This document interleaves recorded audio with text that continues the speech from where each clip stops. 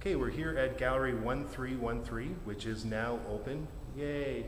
And we've run into a couple of the artists, and they are from York University's Fine Arts Department, and this is a photography show. And as I overheard earlier, this is all actually original negatives. Is that right, Judy? Yes. Yes. Can you tell me why everyone's working with original negatives as opposed to the world of digital in the electronic abacus? Well, aside from that, the course itself is a film course, a negative film course.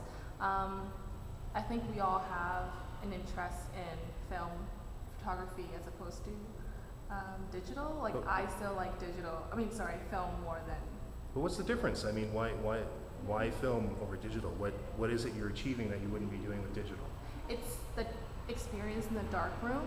I feel it's priceless. That you can't obtain that same with like Adobe Photoshop or whatever. Okay. And the prints that come out of the dark room, I feel it's a different sort of quality than if you were to print it.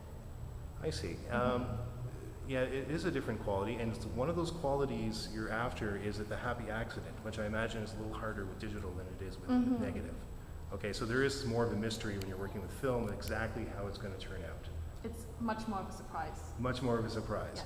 And I agree with you. I think the sort of the happy accident and the experimentation, the alchemist in us all, is kind of reflected a bit more in negative film work than digital. Can you tell us a little bit about your work?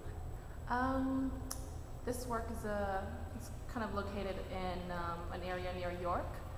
It's the Jane and Finch area, and everyone knows that area as like the corrupt area.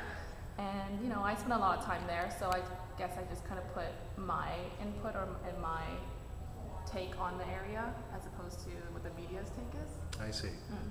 These could be. I mean, I remember looking at vacation slides for my parents. Yes, and you've got like sort of the finger or the overexposed sort of references in there. These could be. I mean, these could be anywhere. So when you're talking about Jane and Finch, which is very interesting, 3 words, especially if you live in Toronto. Then these could be anywhere. Which is that the point? Not really. It's just my way of beautifying, I guess, the area. I am trying to manipulate the viewer from seeing the decaying outer appearance of the area. So I'm putting my pictures through filters, and I'm blocking parts of it to manipulate how it really looks, and maybe you can see it through my eyes. I see. Okay. Because I do believe that a lot of people, when they're looking at their own work, or they're looking at something that's very precious to them, they will squint their eyes when looking at it. Kind of blurs out everything. And other people aren't squinting at all, and what they're seeing is like, but there's there's other stuff there. That's really interesting. Okay. Well, thanks. Thank you very much, Judy. Thank you.